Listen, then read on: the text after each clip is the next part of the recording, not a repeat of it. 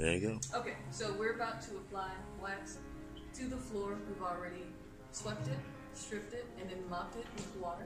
I use microfiber mopheads because it absorbs the dirt or moisture better than cotton mopheads, and you can always wash them.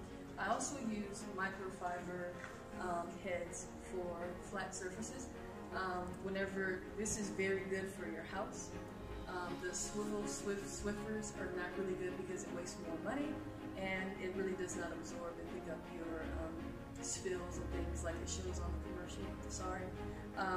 This is something that you can use. You always use this side for sweeping and this side for mopping. Tile floors, you take it off here at the Velcro part, throw it in the wash, clean it. Of course, once the Velcro begins to erode, you want to throw it away, reuse, get another one.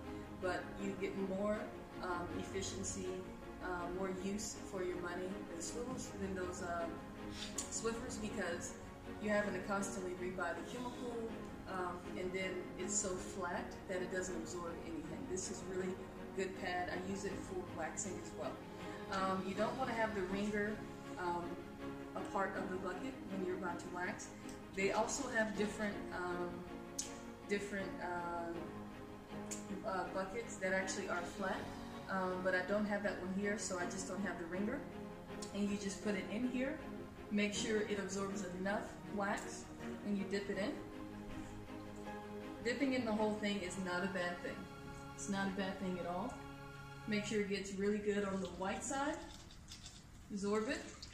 Let it drip a little bit. Get it as close as you can to where you're going to apply the wax. Because if you don't, then you're going to have a lot of drip spots, and then it's going to dry by the time you get to that area, and it's not going to look good once you have a finished product. Trust me. The good thing about this is you can go as close as you can to the baseboard without getting wax on the baseboard.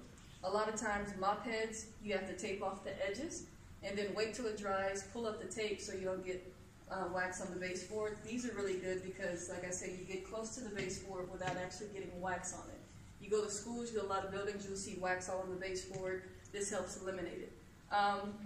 Once I am done with using the wax head, I put it in a plastic bag, seal it, make sure no moisture is getting to it. I can reuse this mop head consistently, it doesn't spoil, but if you let it dry, it's over, throw it away, buy a new one, cry about it later.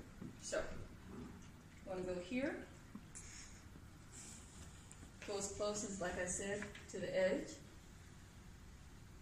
Then go backwards. Create a nice line.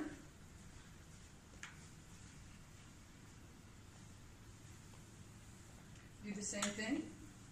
Once you feel resistance or you feel it getting dry, put it back into the bucket.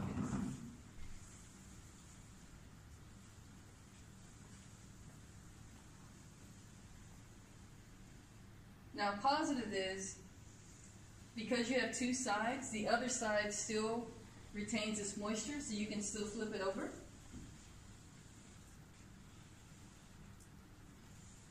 Which is very great. And this is called O-cedar. You can find it at Home Depot, Lowe's, actually H-E-B and Walmart as well. It's very, very popular now. And like I said, I would recommend it. Always let it drain just a little bit. You do not want to lose too much wax. You want it to be nice and thick. If you let any drops come out, then you definitely want to pick that up so it does not dry on you. Overlap each time, just to make sure it fills in really well.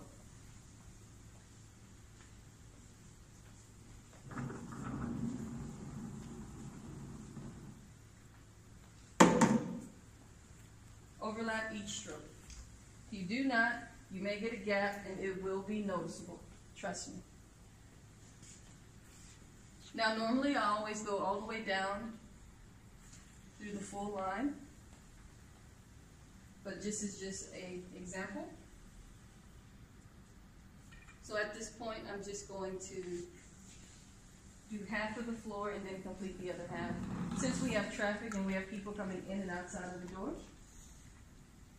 we want to still create a walkway.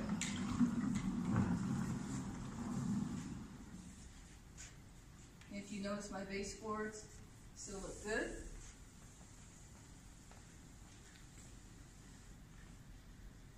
Then you just dip her back in, and that's it.